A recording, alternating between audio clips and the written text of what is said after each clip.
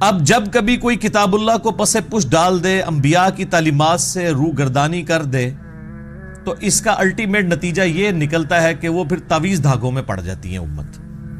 اور یہی بنی اسرائیل کے ساتھ ہوا کہ جب انہوں نے اللہ کی کتاب کو پس پش ڈال دیا تو پھر وہ جادو سیکھنا شروع ہو گئے، تعویذات کا علم انہوں نے سیکھنا شروع کر دیا. شیاطین کا اتنا انٹریکشن ہو گیا کہ وہ انسانی شکل میں سامنے آ کے ان کو جادو سکھایا کرتے تھے اور وہ فخریہ جادو سیکھا کرتے تھے. حتیٰ کہ اللہ تعالیٰ نے 2 فرشتے نازل کیے ان کی آزمائش کے لیے، ہاروت اور ماروت. بابل شہر کا نام ہے، عراق کے اندر آج بھی ہے، بیبلونیا اس شہر کے اندر. اور وہ فرشتے جب کبھی بھی کوئی ان کو اس طرح کے عملیات سکھاتے تھے تو ساتھ وہ یہ کہتے تھے کہ ہم تمہاری آزمائش ہیں، یہ علم نہ سیکھو. پھر بھی وہ یہ علم سیکھا کرتے تھے. تو اس میں ہاروت اور ماروت کا کوئی قصور نہیں تھا. اور یہ جو اسرائیلی روایتیں ہیں کہ وہ کسی عورت پر عاشق ہو گئے تھے اور آج بھی وہ فرشتے الٹے لٹکے ہوئے ہیں کسی کنویں کے اندر، وہ کنواں بھی بنایا ہوا ہے، بالکل جھوٹ ہے.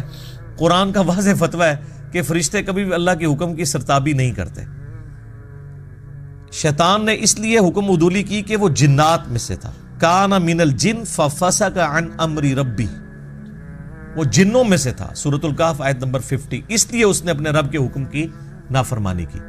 ہاروت اور ماروت تو فرشتے تھے، تو اللہ تبارک و تعالیٰ کی وہ ڈیوٹی پوری کر رہے تھے. جیسا کہ ملک الموت علیہ السلام روح قبض کرتے ہیں تو اللہ کی ڈیوٹی پوری کر رہے ہیں. آپ اور میں کسی کی روح قبض کرنے کی کوشش کریں گے تو ہم پہ قتل کا مقدمہ لگ جائے گا، کیونکہ ہم اللہ کی ڈیوٹی پوری نہیں کر رہے ہوں گے، اللہ کی شریعت کو توڑ رہے ہوں گے. تو اب اسی کانٹیکسٹ میں یہ اگلی آیت ہے، بڑی اہم ترین آیت، سورۃ البقرہ کی آیت نمبر 102. وَاتَّبَعُوا مَا تَتْلُو الشَّيَاطِينُ عَلَى مُلْكِ سُلَيْمَانَ، اور پیروی کرنے لگے اس کی جو پڑھا کرتے تھے شیاطین سلیمان کے عہد حکومت کے اندر. شیاطین زمین پہ اترتے تھے، لوگوں کو جادو سکھایا کرتے تھے، تو لوگ ان جادوگروں کی پیروی کرنا شروع ہو گئے. اللہ کی کتاب کو انہوں نے پسے پش ڈال دیا. وما کفر سلیمان، اور سلیمان علیہ السلام نے کفر نہیں کیا.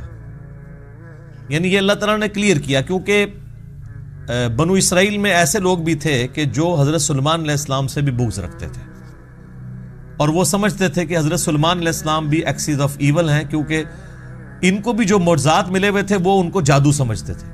ظاہر ہے سلیمان علیہ السلام کے بارے میں میرا کلپ ڈیٹیل ریکارڈ ہوا ہے، تخت بلقیس والا. پرندوں کی بولیاں وہ جانتے تھے، ہوا ان کے حکم سے چلتی تھی. اللہ تعالیٰ فرماتا ہے ان کی صبح کی جو مسافت ہے وہ 1 مہینے کے برابر ہوتی تھی اور شام کی 1 مہینے کے برابر. پہاڑ ان کے والد کے ساتھ، حضرت داؤد علیہ السلام کے ساتھ تسبیح کرتے تھے. اور پرندوں کی بولیاں کیا، ہد ہد ان کا جو تھا وہ ان کا سمجھ لیں کہ ایئر چیف تھا.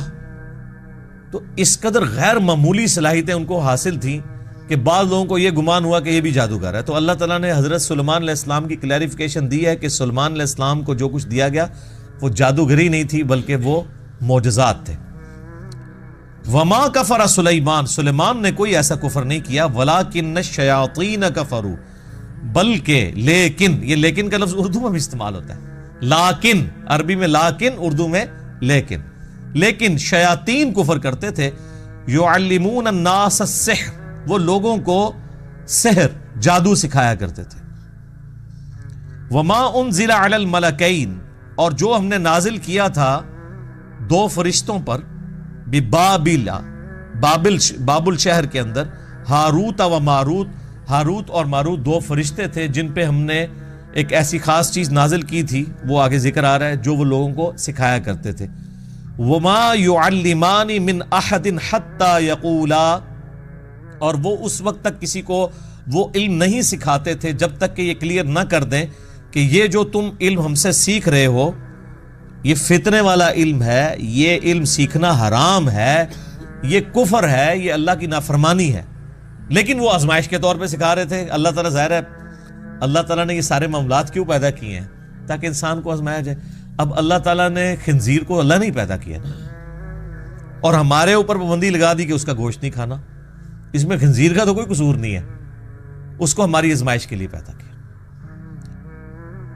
تو اس طرح اللہ تبارک و تعالیٰ نے جو یہ جانچنے کا نظام پیدا کیا, اس میں کوئی نہ کوئی اللہ تعالیٰ کی ڈیوٹی پوری کر رہا ہوتا ہے, بشرطے کہ کوئی بغاوت نہ کرے تو اس کے اوپر کوئی اس طرح کا بلیم نہیں آتا. تو جب کبھی بھی وہ کسی کو سکھانے لگتے تھے وہ دونوں, تو وہ کیا کہتے تھے, انما نحن فتنۃ, ہم تو نہیں مگر فتنہ, آزمائش ہے تمہارے لیے, فلا تکفر, تو مت کفر کرو. یعنی فرشتے کہتے تھے کہ ہم کفر سکھا رہے ہیں لیکن کفر نہ سیکھو, یہ اللہ کی آزمائش ہے. یار اس سے ننگی بات کوئی کی جا سکتی ہے کہ فرشتے انسانی شکل میں آئے اور کہ ہمیں اللہ نے تمہاری آزمائش کے لیے بھیجا ہے کہ دیکھتے ہیں کہ کون اس آزمائش میں پڑتا ہے, کون نہیں پڑتا, اس کے باوجود لوگ گمراہ ہو جائیں. تو یہ کوئی اتنی معیوب بات تو نہیں ہے, ہماری امت بھی ایسے کر رہی ہے. نبی علیہ السلام کی مبارک زندگی کے اندر سارے کوئی آپ کے جانثار تو نہیں تھے, آپ کے جانی دشمن بھی تھے. آپ علیہ السلام پہ قاتلانہ حملے بھی ہوئے, آپ علیہ السلام کو تکلیف بھی دی گئی, آپ کے گھر والوں کے اوپر تہمتیں لگائی گئی, حتیٰ کہ آپ کو زہر بھی دیا گیا. تو یہ ساری تکلیفوں سے نبی علیہ السلام کو گزرنا پڑا. تو فرشتے تو پھر بھی فرشتے تھے, پیغمبر جو ان کی جنس سے ہوتے تھے, ان کی سپیشیز سے ہوتے تھے, ان کو بھی لوگ نہیں قبول کرتے تھے. فَيَتَعَلَّمُونَ مِنْهُمَا مَا يُفَرِّقُونَ بِهِ بَيْنَ الْمَرْءِ وَزَوْجِهِ, اور وہ کیا سکھاتے تھے, وہ دونوں سکھایا کرتے تھے ایسا منتر, ایسا جادو, ایسا کوئی تعویذ گنڈا سکھاتے تھے جس کے ذریعے میاں بیوی کے درمیان علیحدگی کروا دیں. یعنی وہ جو فرشتے تھے وہ کیا کرتے تھے, اللہ تعالیٰ کی طرف سے آزمائش تھے, اور ایسی آزمائش تھے کہ وہ ایسا منتر سکھاتے تھے جس کے ذریعے کوئی شخص میاں بیوی کے درمیان جدائی کروا سکتا ہے. تو سیکس تو ہمیشہ پوٹنٹ جذبہ رہا ہے. اس زمانے میں بھی اگر کسی کو کسی کی بیوی پسند آتی تھی تو وہ ایسے کوئی تعویذ دھاگے کے ذریعے وہ جو سیکھتے تھے میاں بیوی میں علیحدگی کروا کے تو خود پھر شادی کر لیتے تھے. تو اس طرح کے علوم آج کل بھی آپ دیکھیں مارکیٹ کے اندر عام ہے, لیکن ظاہر ہے کہ یہ علوم اسی وقت اثر کرتے ہیں کہ جب جن کے اوپر یہ عمل کیا جا رہا ہو وہ خود اللہ سے غافل ہو. اگر جو شخص سنت اذکار کرتا ہے اور وظائف کا اہتمام کرتا ہے, اللہ کے ساتھ جڑا ہوا ہے, تو دنیا کے سارے جادوگر مل کے کچھ نہیں کر سکتے. ایک نبی علیہ السلام کا جو واقعہ جادو والا ہے جس کے اوپر میرا کلپ بھی ریکارڈڈ ہے, وہ صرف اللہ تعالیٰ نے ایک رول ماڈل کے طور پر ایک واقعے سے آپ علیہ السلام کو گزارا. اس کے بعد کبھی آپ نے سنا ہو کسی صحابی پہ جادو ہوا ہو. حضرت عمر فاروق رضی اللہ تعالیٰ عنہ جنہوں نے سپر پاورز الٹ دی تھی, تو یہودی یروشلم میں بیٹھے ہوئے تھے اور وہ جادو میں مشہور تھے, کروا دیتے حضرت عمر کے اوپر جادو نہیں. جب جادو کا علاج اتر آیا معوذتین, آخری 2 صورتوں کی شکل میں, تو صحابہ کرام ان وظائف کا اہتمام کرتے تھے, اس لیے ان کے اوپر کبھی اس قسم کے سفلی جو علوم ہیں انہوں نے کبھی کوئی برا اثر نہیں دکھایا. تو اگر جادو سے ہی جنگیں جیتی جاتی تو وہ جیت لیتے, تو اس طرح نہیں ہوتا. خیر یہ الگ ٹاپک ہے, میں اس کی ڈیٹیل میں آج نہیں جاؤں گا. اللہ تعالیٰ فرماتا ہے کہ وہ میاں بیوی کے درمیان جدائی کروا دیتے تھے, اور یہ میاں بیوی کے درمیان جدائی کروانے کا فتنہ آج تک اسی طریقے سے جاری ہے. شیاطین یہ جدائی کرتے ہیں, اور اس کے لیے ضروری نہیں کسی نے تعویذ کروایا ہو, اپنی غلطیاں بھی آتی ہیں. اللہ تعالیٰ کے کچھ رولز اور ریگولیشنز ہیں جو ان کو وائلیٹ کرے گا اس کے اوپر اللہ تعالیٰ کا وہ رول اپلائی ہو جائے گا. مثلا جو شخص بھی سخت سردیوں کی رات میں ننگے پاؤں ٹھنڈے فرش پہ پھرے گا تو اس چیز کے چانسز ہیں کہ اس کو ٹھنڈ لگ جائے. اب وہ یہ تو نہیں کہہ سکتا میں نے دعائیں پڑھی ہوئی ہیں. دعا کا اثر اس وقت تک ہے جب تک آپ اپنے اوپر خود تقدیر غالب نہ کر لیں. اگر کوئی دعا پڑھ کے تو سانپ کے منہ میں ہاتھ دے دیتا ہے تو دعا کا کوئی اثر نہیں ہوگا, کیونکہ ان ساری دعاؤں کے ساتھ آتا ہے ناگہانی آفات جو انسان نے خود اپنے اوپر اپلائی نہ کی. اب ایک بندہ کہ جی میں بسم اللہ پڑھ کے ساکٹ میں 2 انگلیاں دے دوں تو انشاءاللہ اوپر ہی پہنچے گا. ہاں آپ کو کہانیاں کرائی گئی ہیں کہ حضرت خالد بن ولید نے بسم اللہ پڑھ کے زہر پی لیا تھا. یار آپ کی عقل کام کرتی ہے کہ خالد بن ولید رضی اللہ تعالیٰ عنہ اس طرح کی غیر شرعی حرکت کریں؟ صحیح بخاری کے اندر موجود ہے، ایک یہودیہ نے نبی علیہ السلام کی دعوت کی، ابو داؤد میں بھی بڑی ڈیٹیل کے ساتھ یہ واقعہ آتا ہے، اور اس نے آپ علیہ السلام کے کھانے میں بھنی ہوئی بکری جو کہ آپ کو پسند تھی اس کے اندر زہر ملا دیا۔ آپ علیہ السلام نے جب کھانا شروع کیا تو آپ کے ساتھ باقی صحابہ بھی تھے، تو جیسے ہی آپ نے لقمہ زبان پہ رکھا تو اس لقمے نے بول کے کہا کہ یا رسول اللہ مجھے آپ نے نہیں نگلنا، میرے اندر زہر ہے، تو آپ نے وہ تھوک دیا۔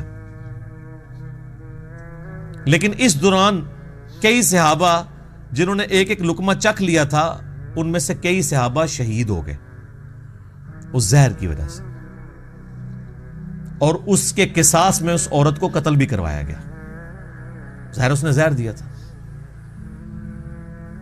تو اسے پوچھا گیا بھی تم نے یہ کیوں کیا؟ تو اس نے کہا کہ میں نے چیک کرنا تھا آپ اللہ کے رسول ہیں یا نہیں، اگر آپ اللہ کے رسول ہیں تو اللہ آپ کو بتا دے گا، اور اگر آپ اللہ کے رسول نہیں ہیں تو آپ سے ہماری جان چھوٹ جائے گی۔ خیر ایمان کی دولت پھر بھی نہیں ان کو نصیب ہوئی اس واقعے کے بعد بھی، جس طرح ہم یہاں لوگوں کو ان کے بزرگوں کی بابوں کی کفری عبارتیں بھی دکھا دیتے ہیں نا، پہلے تو بڑے وثوق سے کہہ رہے ہوتے ہیں کہ جی بالکل غلط ہے، جب دیکھ لیتے ہیں آپ کہتے ہیں آپ بتاؤ، پھر آنکھیں بند کر لیتے ہیں۔ تو یہ مینٹالٹی شروع سے۔ تو اب مجھے بتائیں صحابہ کرام جو ساتھ نبی علیہ السلام کی موجودگی میں بغیر بسم اللہ کے وہ کھانا کھا رہے تھے وہاں پہ، تو کیوں شہید ہو گئے؟ زہر کا اثر ہو جاتا ہے، جس کی موت لکھی ہوئی ہے وہ اس طریقے سے آ جانی، موت نہیں ٹل سکتی۔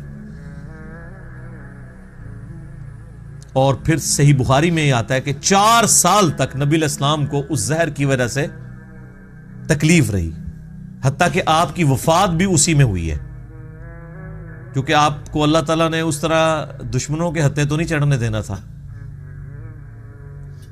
کتب اللہ لأغلبن انا ورسولی، اللہ نے یہ طے کر دیا کہ میں اور میرے رسول غالب رہیں گے، تو اس کے تحت اللہ نے آپ کو اسپیشل پروٹیکشن دی۔ لیکن آپ کی خواہش تھی، صحیح بخاری میں حدیث ہے، میری خواہش ہے اللہ کی راہ میں قتل کیا جاؤں، پھر زندہ کیا جاؤں، پھر قتل کیا جاؤں، پھر زندہ کیا جاؤں، پھر قتل کیا جاؤں، پھر زندہ کیا جاؤں، پھر قتل کیا جاؤں۔ تو یہ خواہش اللہ تعالیٰ نے انڈائریکٹلی پوری کر دی اور آپ کو شہادت کے مرتبے تک پہنچایا۔ میرا یوٹیوب پہ ایک کلپ بھی اپلوڈڈ ہے، کیا نبی علیہ السلام شہید ہوئے تھے، اس میں یہ ساری احادیث بتائی ہیں، باقاعدہ ان کو ڈسپلے کروایا ہے، ایک ایک کا JPG دکھایا ہے کہ یہ اس طریقے سے یہ معاملہ ہوا تھا۔ تو وہ زہر کا اثر واپس آیا۔ بخاری کے الفاظ ہیں، عائشہ کہتی ہیں کہ نبی علیہ السلام مجھے کہتے تھے کہ وہ غزوہ خیبر کے موقع پر جو میں نے گوشت کھایا تھا آج میری رگیں کاٹ رہا ہے، اور نبی علیہ السلام کو اللہ نے آنرری طور پہ شہادت کے درجے کے اوپر فائز کیا اللہ کے حکم سے، یعنی اس کا زہر واپس آ گیا، ورنہ جو شہید ہونے والے تھے وہ تو اسی وقت ہی ہو گئے تھے۔ لیکن نبی علیہ السلام 4 سال تک سروائیو کیا، اللہ تعالیٰ نے اس اثر کو واپس لے کے آئے۔ تو کوئی نقصان اس طریقے سے نہیں پہنچا سکتا الا یہ کہ کسی کے مقدر میں ہو۔ تو یہ جھوٹے واقعات ہیں کہ بسم اللہ پڑھ کے زہر کھا لیا، تقدیر کو جو اپنے اوپر غالب کرے گا اس کے اوپر کوئی وظیفہ اثر نہیں کرے گا، یہ ذہن میں رکھنا ہے۔ یہ ناگہانی آفات کے لیے ہوتا ہے، اور ناگہانی آفات بھی ادر دین موت، موت نہیں ٹلے گی۔ موت اور بڑھاپا یہ 2 ایسی چیزیں ہیں جن کا کوئی میڈیکل علاج بھی نہیں ہے، اور نبی علیہ السلام کی آپ طب نبوی کے اوپر حدیث اٹھا کے دیکھیں تو ہمیشہ آپ کو ملے گا کہ موت اور بڑھاپے کے علاوہ ہر مرض کی دوا اللہ نے رکھی ہوئی ہے، لیکن بڑھاپا اور موت آج بھی نہیں ہے سر، کوئی بڑھاپا نہیں کم۔ اگر کوئی شخص اپنی سکن سرجری کرا بھی لے تو اس کے اندر اعضاء کی عمر تو پوری ہو چکی ہوتی ہے، صرف چہرے کو مینٹین کیا ہے نا اس نے، وہ بھی کس حد تک، وہ کتنے بھدے لگ رہے ہوتے ہیں آپ کو پتہ ہی ہے، جو زبردستی اس طرح کی سکن ٹائٹ کرواتے ہیں۔ اور اگر آپ کا لیونگ سٹینڈرڈ درست نہیں ہوگا تو میرے بھائی کئی لوگ ہیں جن کی عمر تو 40 سال ہے لیکن ان کے گردے 60 سال کے ہو چکے ہیں، کیونکہ انہوں نے خوراک صحیح استعمال نہیں کی۔ ان کا معدہ ہو سکتا ہے 70 سال کا ہو چکا ہو، اس طرح کی باہر کی گندی غذائیں انہوں نے کھائی ہیں کہ جتنا اس نے ٹیمپر ہونا تھا 40 سالوں میں، 70 سالوں کے اندر وہ 40 سال میں ہی ہو گیا۔ تو اس کو کہتے ہیں انسان کی ہر عضو کی ایک میڈیکل لائف ہوتی ہے۔ تو یہ اللہ تبارک و تعالیٰ نے ایک سسٹم رکھا ہوا ہے۔ تو یہ میاں بیوی کے درمیان وہ علیحدگی کروایا کرتے تھے اس کی وجہ سے۔ صحیح مسلم میں ایک حدیث ہے کہ شیطان کا تخت پانیوں پہ لگا ہوا ہے، اور رات کے وقت سارے اس کے چیلے آ کے اسے رپورٹ کرتے ہیں اور بتاتے ہیں کہ آج ہم نے کون کون سے گناہ کے کام کروائے۔ کوئی آگے کہتا ہے کہ آج میں نے فلاں شخص سے چوری کروائی، فلاں شخص سے میں نے قتل کروا دیا، فلاں شخص سے میں نے زنا کروا دیا۔ تو شیطان خاص امپریس نہیں ہوتا۔ ایک چیلا آگے کہتا ہے آج میں نے میاں بیوی کے درمیان جدائی کروا دی، تو شیطان کہتا ہے اصل کام تو نے کیا ہے، اور اس کو گلے لگا کے ملتا ہے، کیونکہ تمدن کی جڑ کٹ جاتی ہے جب میاں بیوی کا ریلیشن شپ ڈسٹرب ہوتا ہے۔ پورا معاشرہ اس کے اوپر کھڑا ہے۔ اس لیے اسلام میں سب سے زیادہ زور اسی کے اوپر ہے کہ آخری درجے تک نبھانے کی کوشش کی جائے۔ میرا ایک کلپ کچھ عرصہ پہلے اپلوڈ ہوا تھا یوٹیوب کے اوپر، مظلوم بیوی کے نام سے، کہ ہمارے سب کانٹیننٹ کے معاشرے کے اندر کس طرح عورتوں کے اوپر ظلم ہوتے ہیں اور خاوند جو ہے ان کو کس طرح اپنا غلام سمجھ کے رکھتے ہیں۔ آج مجھے اس ڈیٹیل میں جانے کی ضرورت نہیں ہے، اب آپ دیکھ لیں کہ وہ جو مسلم شریف کی حدیث تھی کہ شیطان خوش ہوتا ہے میاں بیوی سے علیحدگی کے معاملے میں، تو قرآن نے بھی اس حدیث کو انڈورس کر دیا ہے کہ واقعی شیاطین کا جو اول مصداق ہے وہ یہی ہے کہ میاں بیوی کے درمیان جدائی کر دی ہے۔ بولے اعوذ باللہ تعالی۔ تو اللہ تعالیٰ فرماتا ہے وَمَا هُمْ بِضَارِّينَ بِهِ مِنْ أَحَدٍ إِلَّا بِإِذْنِ اللَّهِ، وہ ضرر نہیں پہنچا سکتے تھے اس جادو اور منتر کے ذریعے مگر جب اللہ چاہے۔ اللہ نہیں چاہے گا تو نہیں اثر ہوگا، سیدھی سی بات ہے، اور جب اللہ چاہے گا تو کوئی بچت نہیں کر سکتا۔ سورہ الزخرف میں آیا کہ جو رحمان کے ذکر سے روگردانی اختیار کرتے ہیں اللہ ان پر شیطان مسلط کر دیتا ہے جو اس کا برا ساتھی بن جاتا ہے۔ اللہ کر دیتا ہے شیطان۔ یہ شیطان اللہ کا چھوڑا ہوا کتا ہے نا، اور ہر انسان کے ساتھ ہے۔ بخاری مسلم میں حدیث موجود ہے، نبی علیہ السلام فرمایا کہ ہر انسان کے ساتھ ایک فرشتہ اور ایک جن اٹیچڈ ہے۔ مسلم شریف میں ذرا ڈیٹیل آتی ہے اس کی۔ تو ایک صحابی نے جرت کر کے پوچھا یا رسول اللہ آپ کے ساتھ بھی؟ فرمایا ہاں میرے ساتھ بھی اٹیچ ہے، لیکن اللہ تعالیٰ نے مجھے اس پہ طاقت دی، میرے ساتھ جو شیطان اٹیچ ہے وہ مجھے نیکی کی طرف ہی بلاتا ہے، باقی سب کا جو شیطان ہے برائی کی طرف، میرے ساتھ جو شیطان اٹیچ ہے وہ مطیع ہو گیا ہے، اس نے اسلام قبول کر لیا۔ تو نبی علیہ السلام کے سوا کوئی شخص یہ نہیں کہہ سکتا کہ گارنٹی ہے میں جو کچھ کہہ رہا ہوں وہ حق کہہ رہا ہوں، چاہے وہ کوئی صحابی ہو چاہے کوئی بزرگ ہو، کوئی شخص یہ کلیم نہیں کر سکتا۔ ما ضل صاحبکم وما غوی، صرف نبی علیہ السلام کے لیے گارنٹی ہے، تمہارے نبی نہ کبھی بہکے ہیں نہ کبھی بے راہ چلے ہیں۔ تو اللہ تعالیٰ ہمارا ہے کہ وہ اللہ کے اذن کے بغیر نہیں ایسا کر سکتے تھے۔ وَيَتَعَلَّمُونَ مَا يَضُرُّهُمْ وَلَا يَنفَعُهُمْ، اور وہ چیز جو ضرر رساں ہے ان کے لیے اور نہیں نفع پہنچا سکتی انہیں، وہ سیکھتے تھے۔ ظاہر ہے کہ دنیا میں اگر کوئی منفعت حاصل بھی کر لے، آخرت میں تو اس کا نقصان ہے۔ جادوگر تو کافر ہو جاتا ہے کیونکہ وہ ایسے الفاظ بولتا ہے جو کفر کی کیٹیگری میں فال کرتے ہیں۔ اس لیے آپ دیکھ لیں سعودیہ کے اندر تو جادوگر کی سزا قتل ہے، سیدھا سیدھا فساد فی الارض کر رہا ہے وہ۔ وَلَقَدْ عَلِمُوا لَمَنِ اشْتَرَاهُ مَا لَهُ فِي الْآخِرَةِ مِنْ خَلَاقٍ، اور وہ اچھی طرح یہ جانتے تھے کہ جو وہ سودا کر رہے ہیں ان کا اب آخرت میں اللہ کی رحمت میں کوئی حصہ نہیں ہے، بڑا ہی برا سودا کر رہے ہیں وہ، یعنی اپنی آخرت بیچ کے دنیا حاصل کر رہے ہیں نا، دنیا کی منفعت کی خاطر کفر کر کے سحر کر کے اس سحر کے ذریعے کیا کر رہے ہیں؟ اپنی آخرت برباد کر رہے ہیں۔ تو دنیا خرید رہے ہیں آخرت کو برباد کر کے، تو کتنا برا وہ سودا کر رہے ہیں۔ اور اہل ایمان کی نشانی سورہ توبہ میں کیا آئی کہ اللہ تعالیٰ نے مومنین کی جانیں اور مال جنت کے بدلے میں خرید لی ہیں، وہ اپنی جان اور مال لٹا دیتے ہیں جنت کے حصول کے لیے۔ اور یہاں پہ جو فاسقین ہیں، جو کفر کرنے والے ہیں، اللہ کے باغی ہیں، ان کا ایٹیچیوڈ کیا ہے کہ وہ دنیا حاصل کرنے کے لیے اپنی آخرت داؤ پہ لگا دیتے ہیں۔ ما لہ فی الآخرۃ من خلاق، آخرت میں ان کا کوئی حصہ نہیں ہے۔ وَلَبِئْسَ مَا شَرَوْا بِهِ أَنفُسَهُمْ، لو کانوا یعلمون، اور کتنی ہی بری چیز ہے جس کا انہوں نے سودا کیا ہے اپنی جانوں کو اس یعنی دوزخ کی آگ میں جھونک کے. لو کانوا یعلمون، کاش وہ اس بات کو جانتے ہوتے. جانتے تو وہ تھے، مراد یہ کہ جاننے والا جانتے.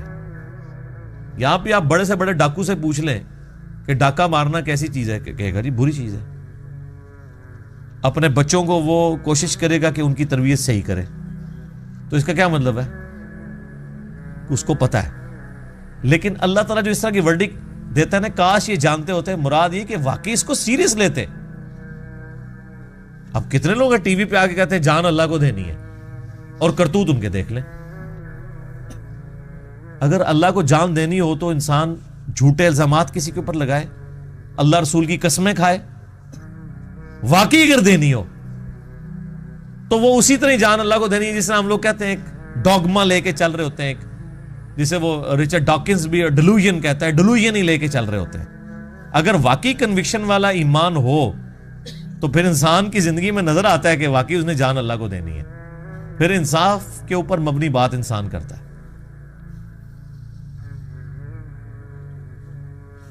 وَلَوْ أَنَّهُمْ آمَنُوا وَاتَّقَوْا، اور اگر وہ ایمان لے آتے جیسا کہ ایمان لانے کا حق ہے اور تقوی کی روش اختیار کرتے، لَمَثُوبَةٌ مِّنْ عِندِ اللَّهِ، تو اللہ کے حضور اپنا ثواب پکا کر لیتے. کون سا ثواب؟ خیر، عند اللہ خیر، اللہ کے حضور اپنا اچھا اجر پکا کر لیتے. لو کانوا یعلمون، کاش وہ یہ جانتے ہوتے. یار اس طرح کون سمجھائے گا کسی کو؟ کیا درد اور سوز و گداز ہے ان جملوں میں.